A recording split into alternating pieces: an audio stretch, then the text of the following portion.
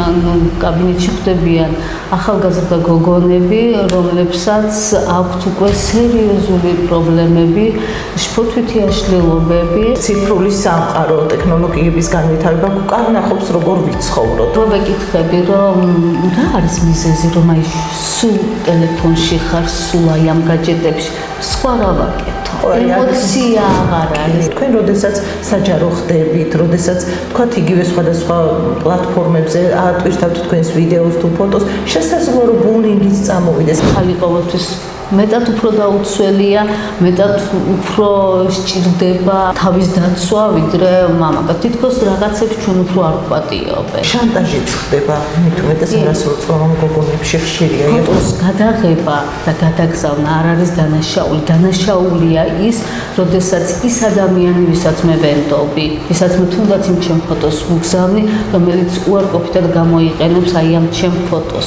როგორ უნდა მიდიოდეს ეს ინფორმაცია, სანამ უშუალოდ მივართ ცუდ შედეგამდე? ქალებთან, გოგონებთან ზოგადად არის ხოლმე ესეთი მესიჯები ხშირად, რომ მე არავის არ მოვწონვარ. მე არ მყავს მეგობრები, მე არ ვარ ლამაზი. ვიწყებთ სოფლად მცხოვრებ ქალებთან, გოგონების გაძლიერებას. ვესაუბრებით მათ ამ ციფრულ სამყაროზე, იმ გამოწვევებზე. არ შეგეშინეთ, თქვენ მარტო არ ხართ და ჩვენ ვართ აქ ის სპეციალისტები, რომლებიც ყოველთვის მზად ვართ და გეხმაროთ და გვერდში დაგიდგეთ.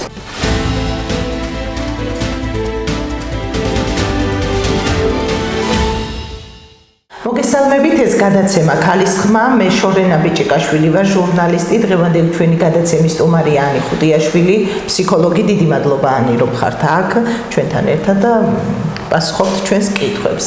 დღევანდელ გადაცემაში ვისაუბრებთ თუ როგორ ცვლის ციფრული სამყარო ჩვენს ბიოლოგიურ, ემოციურ მდგომარეობას, რა გამოწვევების წინაშე ვდგევართ და როგორი მზაობა უნდა გქონდეს ამ მიმართულებით. ფაქტია, ანი თითქოს ეს ციფრული სამყარო, ტექნოლოგიების განვითარება გვკარნახობს როგორ ვიცხოვროთ, ხომ? და აი ამ მიმართულებით მინდა რა შეიცვალა ჩვენს ცხოვრებაში, ჩვენს ფსიქიკაში. რა შეიძლება ასე ერთი სიტყვით ითქვას, ასე ვთქვათ. პირველ რიგში მოგესალმებით, მადლობას გიხდით მოწვევისთვის.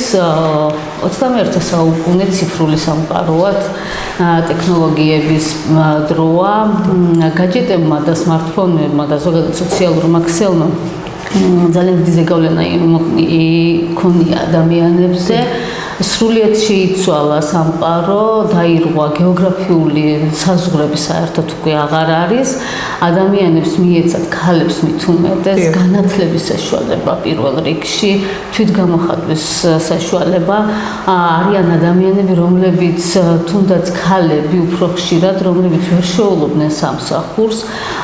ციფრულმა აი ამ მედიამ და სოციალურ ქსელებმა მისცეს მათ საშუალება, რომ თუნდაც ელემენტარული ის ქალბატონები, რომლებიც დაკავებული ვერ პოულობდნენ, ასე ვთქვათ, სამსახურს და შეეძლოთ თუნდაც ხელნაკეთი რაღაცეების გაკეთება, მათ უკვე დღესდღეობით კარიერულ წინსვლა აქვს, ბევრ რამეს მიაღწიეს, მაგრამ აქვე მინდა აღვნიშნო ის ფაქტიც, რომ ამავდროულად ძალიან დიდ სირთულეებს ვაწყდებით ამ მიმართულებით. ეს არის პირველ რიგში და ყველაზე მნიშვნელოვანი, როდესაც TikTok-მა და Instagram-მა საერთოდ შეცვალა ადამიანის ცხოვრება.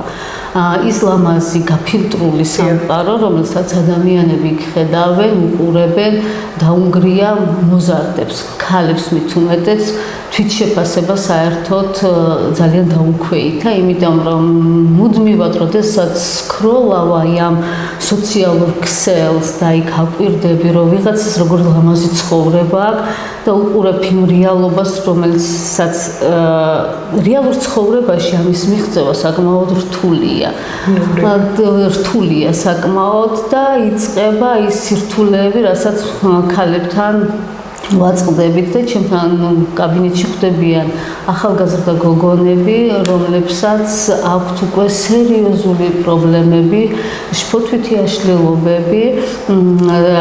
ეს არის დაქვეითებული თვითშეფასება, იქიდან გამომდინარე, რომ მათი რეალური ცხოვრება არ არის ისეთივე ლამაზი, როგორიც სოციალურ ქსელშია. ისინი ხვდებიან, რომ რა არის მიზეზს ეძებენ, დასახმარებლად გთხოვენ, აი საკუთარ თავს დაუწესო რაღაც რეგულაციები, წესები, რა დროს ხვდებიან აი თქვენი დაკვირვებით, რომ ვეღარ შველიან ასე თქვა საკუთარ თავს და სპეციალისტის ჩარევა საჭირო და მოდიან თქვენთან. კი ბატონო, ეს ძალიან მნიშვნელოვანი საკითხია, რადგან როდესაც ადამიანი მუდმივად არის აი ამ სოციალურ ქსელში და მუდმივად აკვირდება პირველი ეგრეთ წოდებული რედ ფლაგები, როდესაც უნდა ავაფრიალოთ, არის ადამიანი ხვდება, რომ მას არ მოსწონს საკუთარი თავი.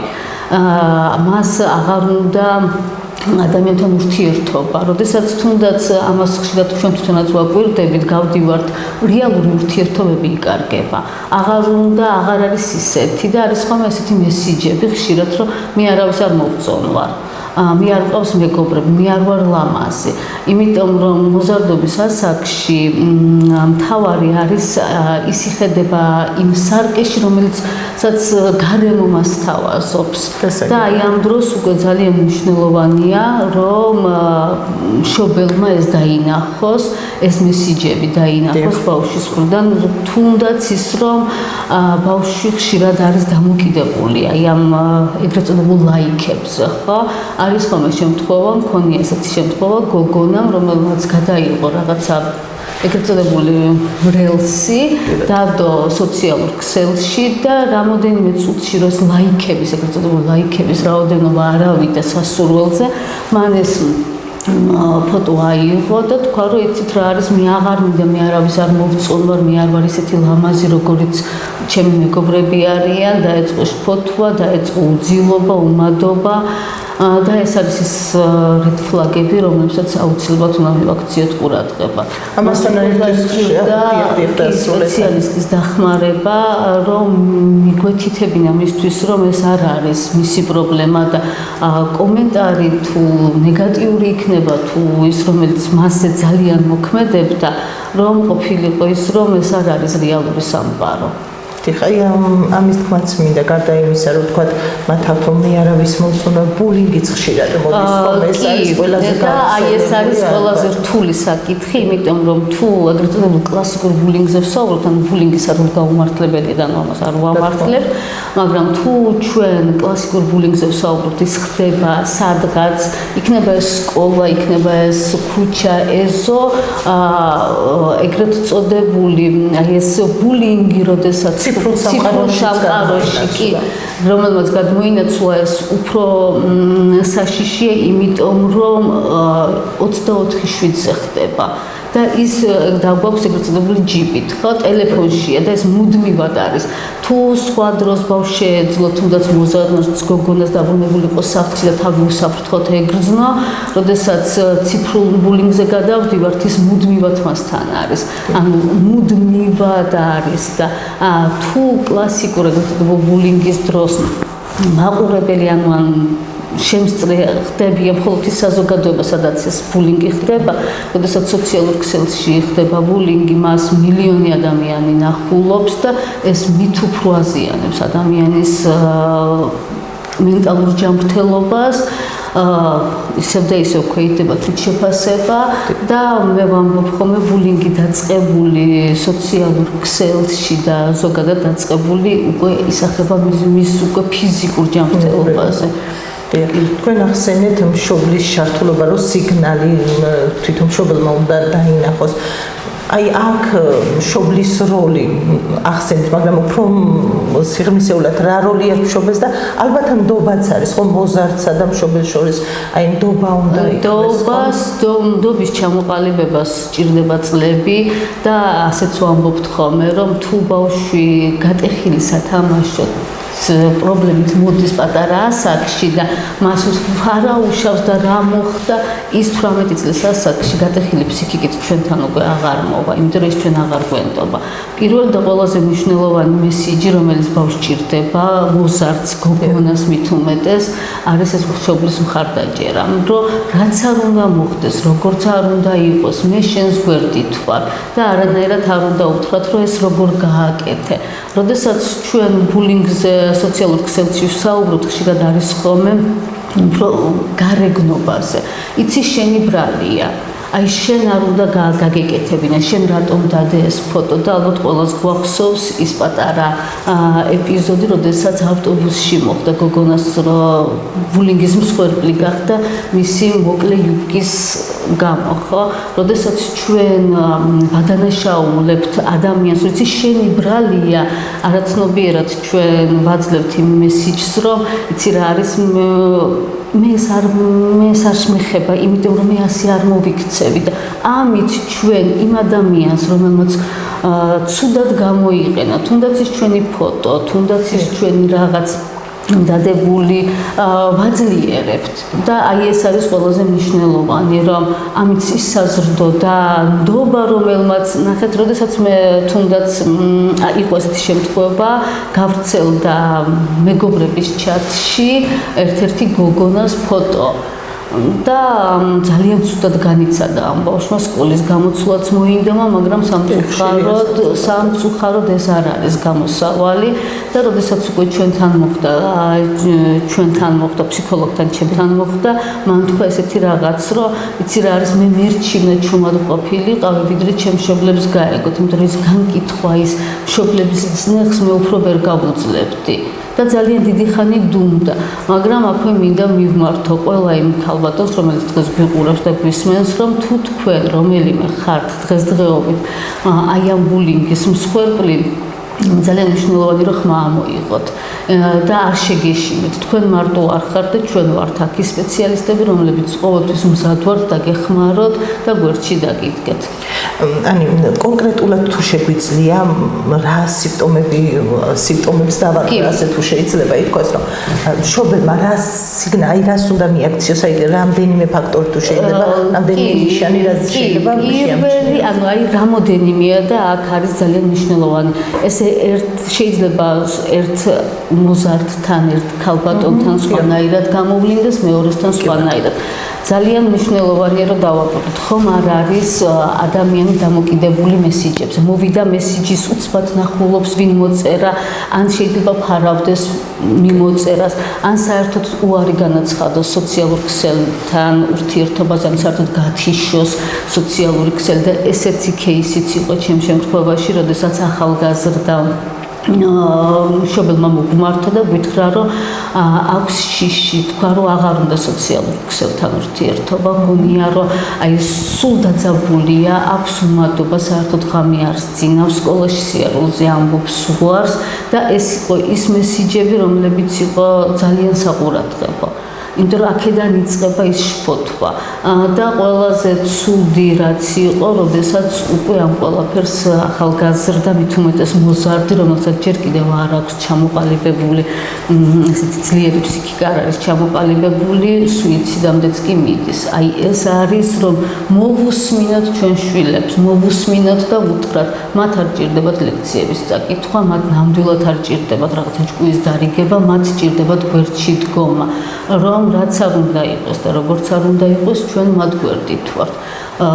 უმადობა, უძილობა, დამზედმეტად დამოკიდებულება სოციალურ ქსელზე და ტელეფონზე, ან პირიქით, როდესაც საერთოდ უარს ამბობს ბავშვი ტელეფონთან ურთიერთობისთვის, ეს არის ის ნიშნები, რომელსაც პირველ რიგში უნდა მიექციეს მშობელმა ყურადღება და ამისთვის კიდევ და კიდევ ძალიან მნიშვნელოვანია, რომ ჩვენ ვქონდეს მუდმივი კომუნიკაცია ჩვენ შვილებთან. მუდმივად კითხოთ თავს, როგორ გრძნობენ, რამე ხომ არ უჭირს, რით შეგვიძლია ჩვენ მათი დახმარება და იცოდეს, რომ მე არ განკითხავ და მე ვიქნები მის გვერდით.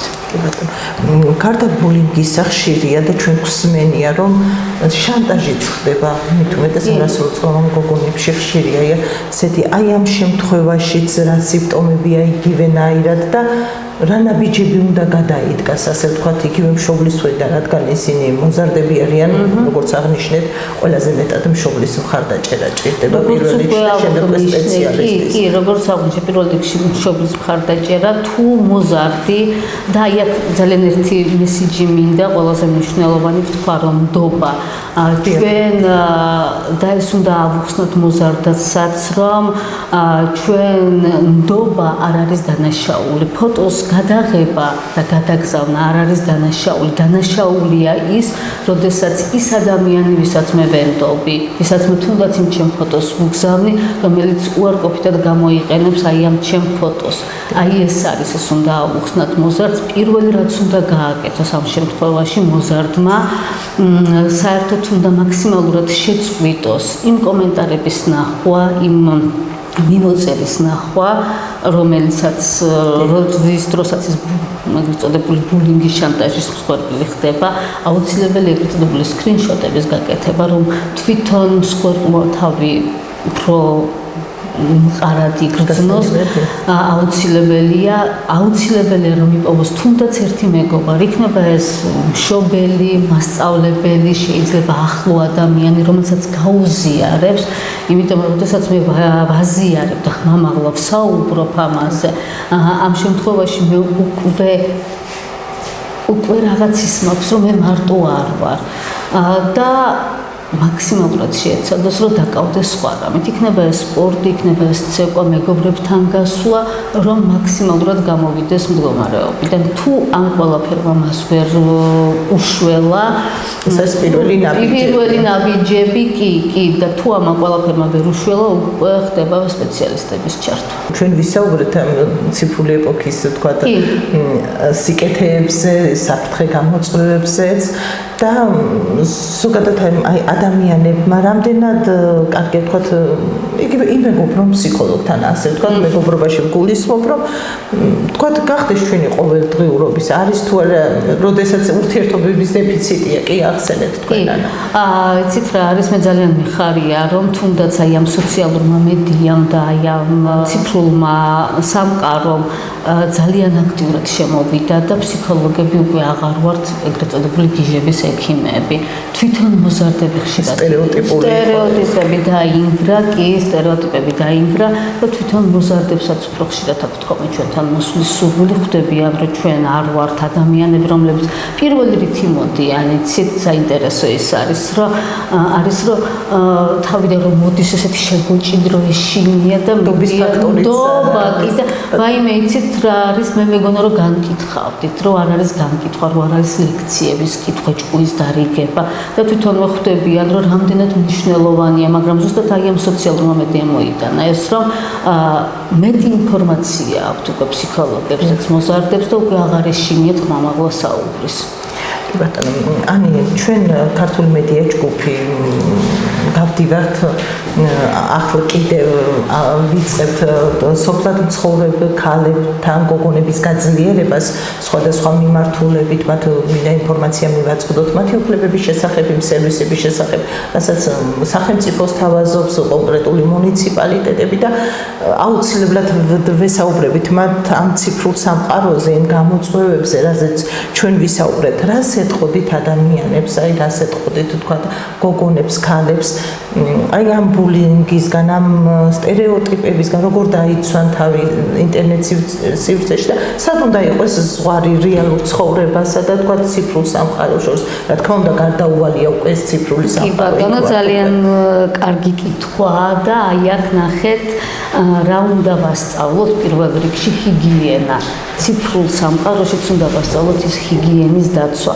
და ესეთი რაღაცა მეტაფორული უნდა მოვიყვანო აქ, რომ ნახეთ, მე არ როგორც წეღანა აღნიშნე, მე არ ვარ დამნაშავე იმაში, რომ მე ფოტო გადავიღე და მე ვიღაცას ვენდე და მე თუ მექნება ის, რომ რა უნდა გავაზიარო, რა უნდა ვისაუბრო, ვის უნდა გადავუგზავნო ეს ფოტო, ჰიგიენის დაცვა არის ყველაზე მნიშვნელოვანი. როგორ დავიცვა, მეტი ინფორმაცია მივაწოდოთ, მეტად ვუთხრათ, თუნდაც იმ დროს, როდესაც ეგრეთ წოდებული შანტაჟი ხდება, როდესაც ეგრეთ წოდებული ბულინგი ხდება, რა უნდა გააკეთოს, როგორ უნდა მოიქცეს, როგორ უნდა დაიცვას საკუთარი თავი.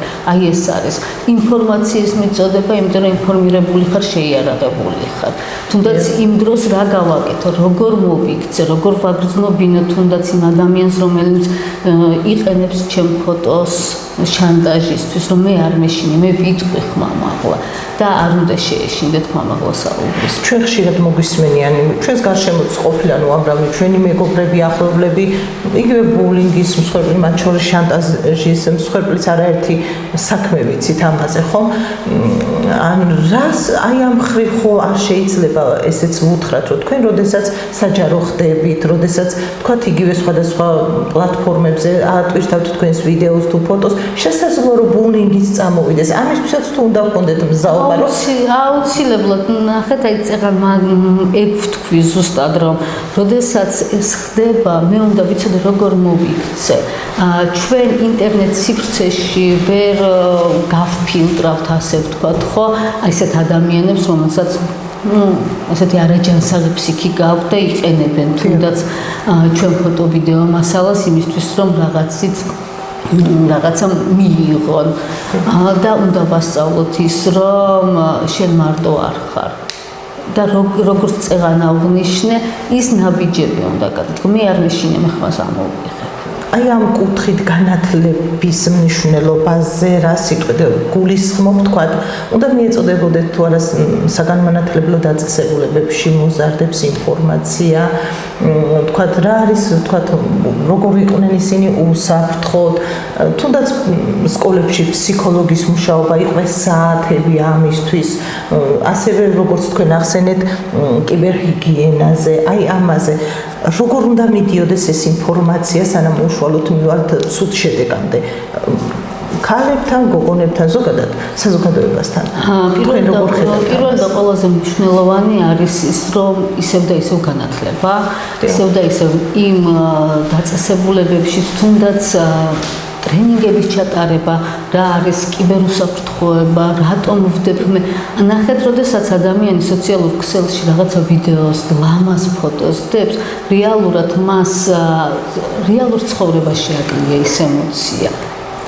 რეალურ ცხოვრებაში მე ვერ ვიღებ იმას, რასაც მე ამ ლაიქებით ვიღებ.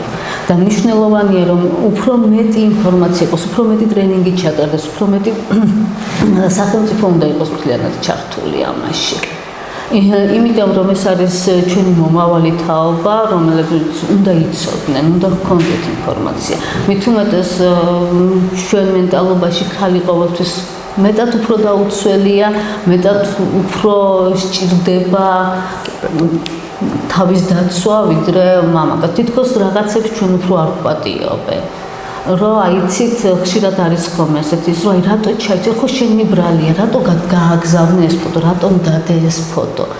ამით ჩვენ უფრო ვაძლიერებთ იმ ადამიანს, რომელიც ჩვენდობას იყენებს ჩვენს წინააღმდეგ. ამოუწურავი თემა კიბერუსაფრთხოება და ზოგადად მენტალური ჯანმრთელობა ნამდვილად ამოუწურავია, ამისთვის ძალიან მნიშვნელოვანია, რომ ძალიან პატარა ასაკიდანვე ჩვენ ავაშენოთ უსაფრთხო გარემო შევუქმნათ ჩვენ შვილებს, მაქსიმალურად მივცეთ ემოცია, რომ ნახეთ, მე როდესაც მოზარდებთან მუშაობ, ხშირად ვთქვამთ ხოლმე ჩემთვის ასეთი ფრაზა, რომ რო ვეკითხები, რომ რა არის მიზეზი, რომ აი სულ ტელეფონში ხარ, სულ აი ამ გაჯეტებში, სხვა რა ვაკეთო. ემოცია აღარ არის. ნახეთ, თუნდაც ახლა ვისაც მოზარდი შვილები გვყავს, ერთად რო იკრიფებიან, ვუყურებთ, რომ ჩვენ დროს რაღაცა საუბრობდით, ლაპარაკობდით, ვთამაშობდით, ისინი ახლა სულ სოციალურ ქსელში არიან. სწავლების დროსაც მათ შორის. კი, და ნახეთ, აქაც რა არის, იცით, რომ მე სოციალურ ქსელში ვარ ის, რაც ვერ ვარ რეალურ ცხოვრებაში. კიდე ერთ პატარა кейს მოვიყვან ჩემსას, როდესაც ახალგაზრდა გოგონა მოვიდა ჩემთან იმ სირთულით, რომ სოციალურ ქსელში გაიცნო ადამიანი და უარი განაცხადა შეხვედრაზე, იმიტომ რომ ფოტოები ისეთი ლამაზი და გაფილტრულია, რომ რეალურ ცხოვრებაში ეს ესეთი არ არის. და შიშის ფაქტორი ქონდა კომპლექსი. ამიტომ არის, რომ უნდა იცოდეს ადამიანმაც ის, რომ მე უნდა ვიყო ის, ვინც ვარ მე. და არ მჭირდება მე მუდმივად გალამაზებული ცხოვრება. სოციალურმა ქსელმა კიდევ გააკეთა ის, რომ ნებისმიერ ვიდეოც რომ ნახოთ, სულ ყველა ბედნიერია. მაგრამ ჩვენ ხო თუნდაც ის სხვა ემოციები ძალიან გვჭირდება, რომელსაც ცხოვრება ამის გარეშე საერთოდ უინტერესო. და რა უნდა გავაკეთოთ სანამ დამოკიდებულები გავხდებით ციფრული კი, ეს რამოდენიმე წესი მე პირადად ჩემს ოჯახის წევრებთან მაქვს გატესტილი. კი, როდესაც ვიღვიძებთ 30 წუთი, 9 საათი, არ ვიღებთ ტელეფონს ხელში. როდესაც ვსადილობთ ან სამზარეულოში რაღაცას, სამზარეულოში ვართ, ჩვენ გვაქვს აკრძალული ტელეფონის და ნებისმიერ ტელეფონი იქნება ტელევიზორი იქნება პლანშეტი, მისი გამოყენება. საინტერესოა განაწესები. კი, და სხვათა შორის ჩემს მეგობრებთანაც, ბავშვებთან მით უმეტეს ძალიან ჭრის და იციან ეს წესები. კიდევ ერთი წესია, რომ ძილამდე 9 საათით ადრე მაინც ვდევთ ტელეფონს. იმიტომ რომ ჩვენ გვჭირდება აი ეს ჰიგიენა და ინფორმაციას ვაკონტროლებთ, რას ვუყურებთ, რას ვუსმენთ, რას ვიღებთ. და ეს შევცვალოთ, არ არის მარტივი, მართლა არ არის ამ ყველაფრის გაკეთება მარტივი, იმიტომ რომ თითქოს აი იმდენად დამოკიდებულები გავხდით, რომ თუმცა შესაძლებელია თუნდაც ეტაპობრივად. აი ზუსტად ეს 9 საათი, რომ დილით რო გავიღვიძებთ, ეგრევე ტელეფონს არ ვეცე, რომ რა მოხდა და ეგრევე სოციალურ ქსელში არ შევიდე. თუნდაც მოვიდა მესიჯი, ეგრევე არ გავხსნა მესიჯი. რა ის არ მქონდეს, რომ აი რა ხდება. უღრმესი მადლობა. მადლობა თქვენ. საინტერესო საუბრისთვის და კიდევ ვიტყვი იმას, რომ მართლაც ამოუწურავია ეს თემა და ვფიქრობ, რომ დიდი ნაწილი საზოგადოების ჩვენი წუხილიც არის და ბევრი დაინახავდა ახლა თავის საკუთარ თავს. თქვენ საუბარშიც დიდი მადლობა და გემშვიდობებით მაყურებელსაც მომავალ გადაცემამდე დავამშვიდობებით.